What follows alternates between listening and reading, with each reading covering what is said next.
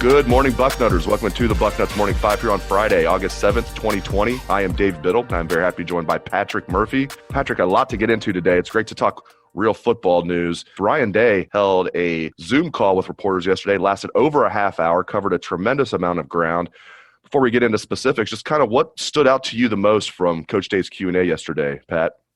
The biggest thing, and it's not even something he said, verbally, was just his demeanor. And, maybe it's because we've done teleconferences instead of Zoom calls, but I went back and listened to some of the audio for something I was working on the other day from him earlier this offseason. And, he just sounded, and I think this was kind of the mood of everybody involved, that there was an uncertainty.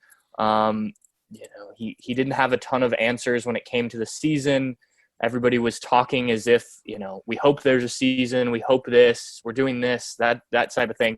Now they're actually out on the football field. And he just seemed more upbeat.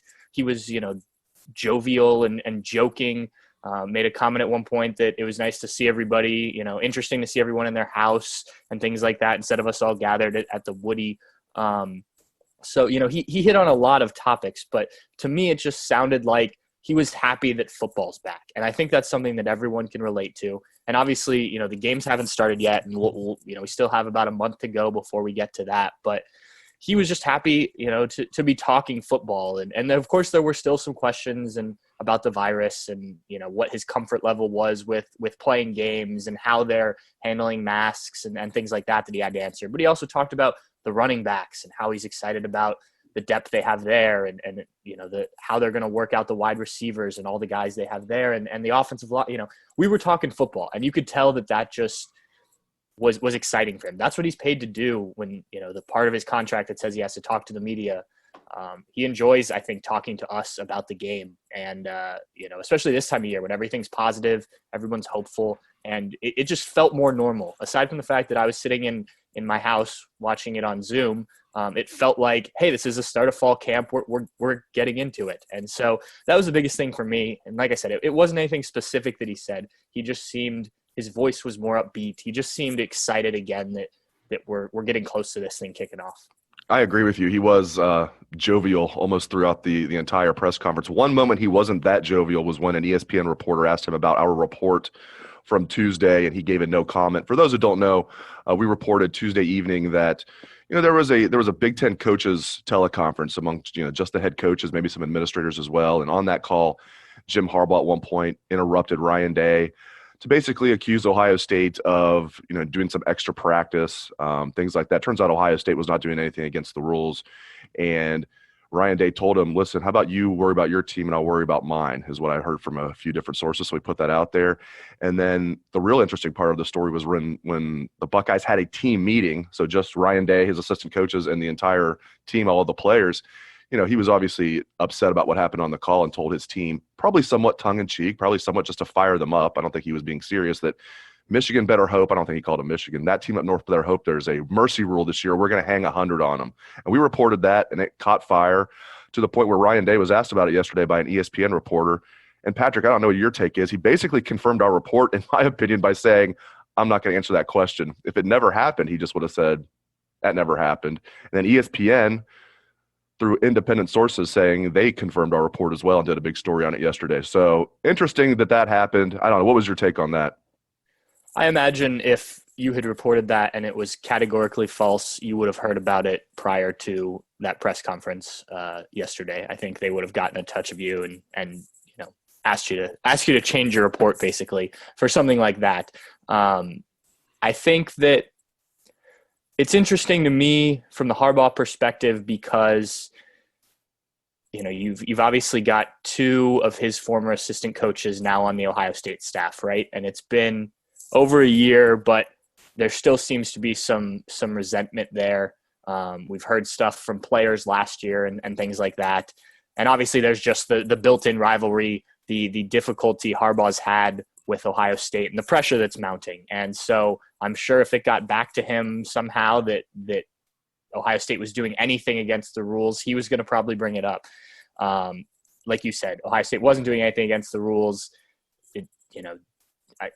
The whole thing seems a bit silly, but it doesn't surprise me that Ryan reacted the way he did either. I mean, I don't think we and the public tend to see that side of him a little bit, but there's a reason this guy's gotten to where he is as a football coach, right? I mean, he's not just mild-mannered, nice guy Ryan Day all the time. I mean, you see it in some of the videos they put out and stuff where he gets fired up, and, you know, there's going to be a competitive, nasty side. The guy played football. The guy's been a good football coach. He's worked with a lot of good football coaches. You know, he understands this rivalry. I think he proved that last year with the way they approached that game and everything. There was no drop off from Urban Meyer, who obviously grew up with it, to Ryan Day. So yeah, it would not surprise me if he made that comment, you know, especially in a team meeting like that. And it wouldn't surprise me if this is something that hangs around, especially now that it's out. I'm not surprised he didn't want to talk about it publicly, but you know, I imagine that Ohio State will keep this all in the back of their mind, you know, come late October, which is weird to say, when these two teams face each other. Right, yeah, the week before Halloween, just you know, a tradition unlike any other. Ohio State and Michigan in October. Let's get into some of the bullet points that he talked about. You touched on the running backs. Let's talk about the running backs. He said he's not going to get into specifics about injuries, but our Steve Hellwagon had a very veteran move. He came back after another reporter tried to ask specific about injuries. Steve was like, kind of asked him a roundabout way about injuries, and he mentioned that Master Teague's done a great job rehabbing. He didn't mention what the injury is, but we know it was a partially ruptured Achilles. So not as bad as what Kevin Durant suffered, where you're for sure out for like 12 months, but still pretty bad, similar to what Tuff Borland had a few years ago. So that's great news that Master Teague, it sounds like, reading between the lines, Patrick, Master Teague, if he's not ready to go now, he should be pretty soon. And he also seems to be, Coach Day seems to be really impressed with Trey Sermon. And he also mentioned Steel Chambers is going to be a factor this year. And he said Steel Chambers has had a tremendous offseason. Also mentioned Mayan Williams came in ready to roll. So, as you said, he feels really good about the depth at running back. I think a lot of Buckeye fans out there listening might not feel good about the depth, but if Coach Day feels good about the depth, you guys should feel good about the depth. It's easy to have a really good offseason when there's no offseason to have, really, and you're the only healthy running back in the room, I think. And that's no disrespect to Steel Chambers. Are you sure it's not? Are you sure? No, I think if you look at the pecking order, you know, what we perceive to be the pecking order, I don't see Steel Chambers, unless the injuries are worse than we expect, I don't see Steel Chambers, you know, being an impact player at this point in his Ohio State career. Kid looked good in what we saw in spring and little we saw in last fall. But yeah, it was great to hear about Master Teague. I think we all expected that, right? I mean, when we were at the Woody for the day that they all were moving in, there was no sign of a limp or Master Teague wearing any sort of boot, anything like that.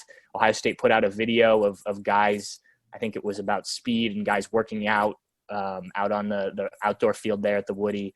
And you saw Master Teague briefly in that video running full speed. Now, that was just straight ahead. Obviously, as a running back, you need to be able to move laterally and do a lot of different jump cuts and stuff that we haven't seen him do yet, but that's a great sign.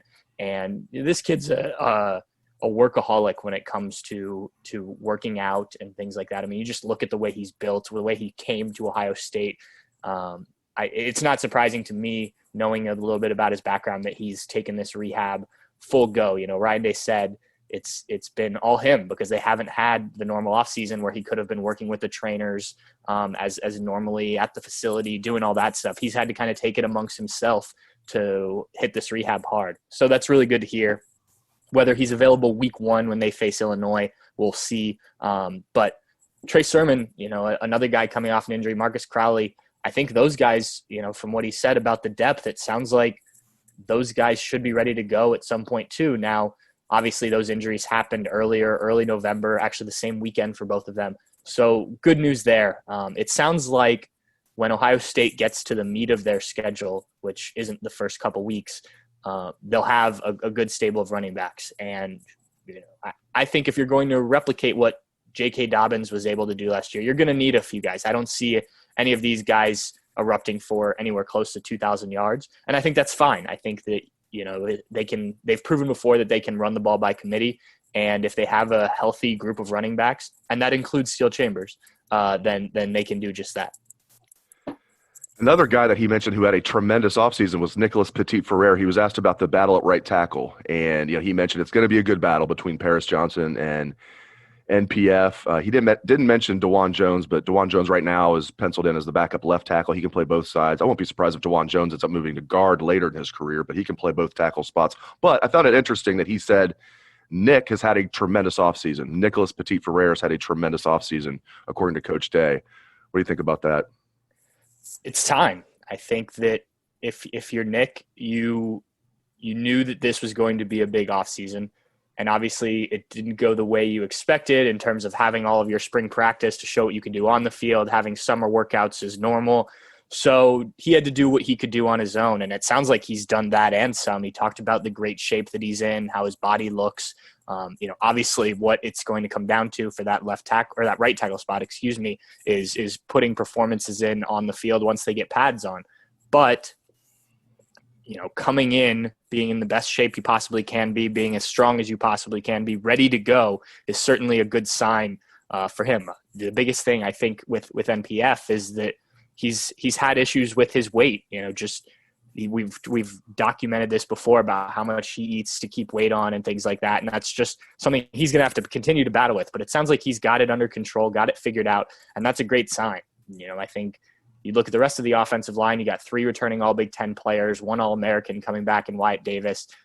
Harry Miller seems to be the lock this year at that left guard spot. So right tackle is kind of the real question. And to hear that doesn't seem to be as big of a question heading into fall camp with the way these guys handled their offseason is very positive news for Ohio State.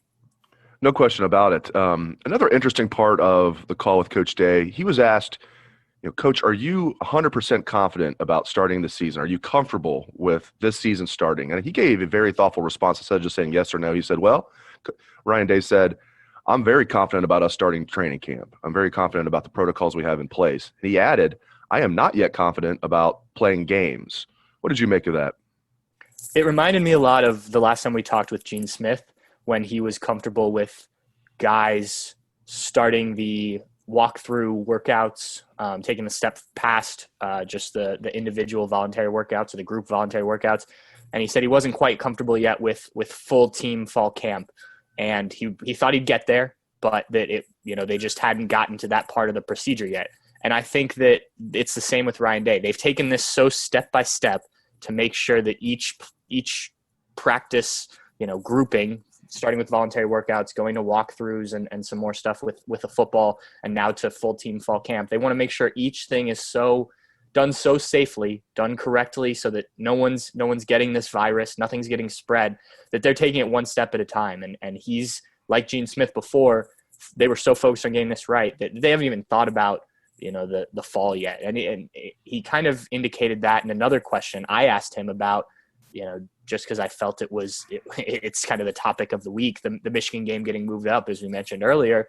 And he said, first of all, he said he doesn't really have an opinion on it, but that they're so focused on fall camp, and then they'll start focusing on Illinois as they progress. And I think it's just been so step by step for them to make sure everything's done right, which is a great way to do it. You don't want to miss a step and have an outbreak. That just looks bad. It isn't good for anyone. So I think the fact that he isn't yet comfortable for the season isn't a big deal. I think that they will certainly get there. The way they've handled this has been about as perfect as you can, given everything going on around them.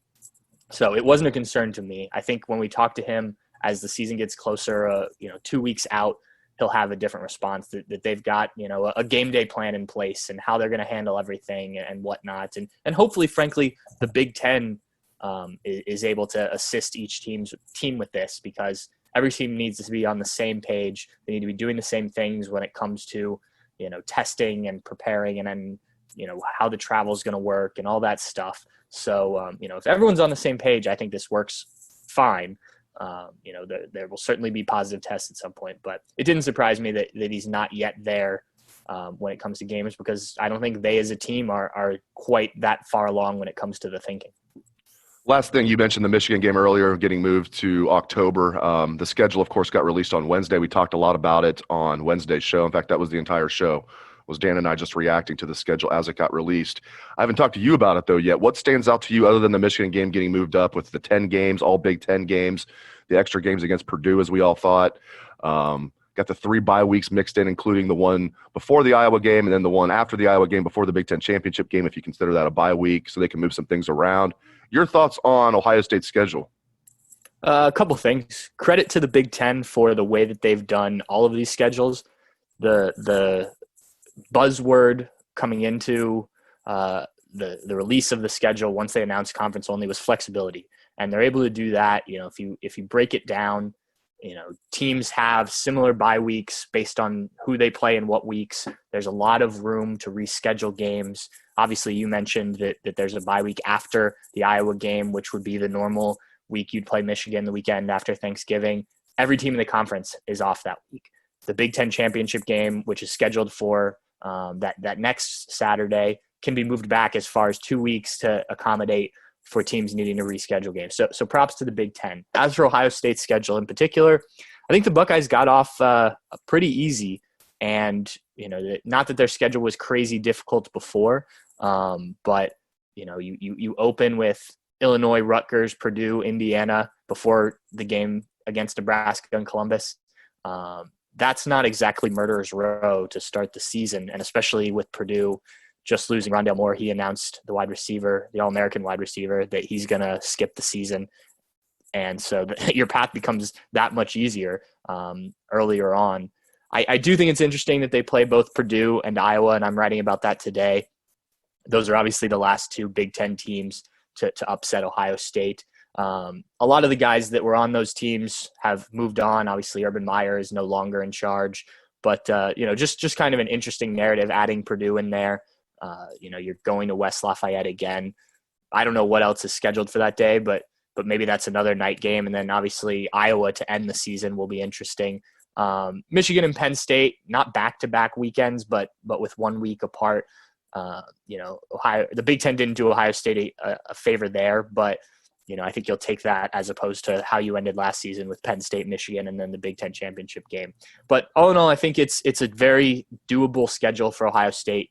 I think last year everyone talked about, we'll just run the table. Well, Ohio State doesn't run the table all the time. It's not something that just happens. This isn't the ACC, but given the schedule here, I think Ohio State should be close to, if not double-digit favorites in most of these games. And it's if there's going to be a loss, it's going to be an upset fashion for sure. So pretty good the way it works out for Ohio State, I think.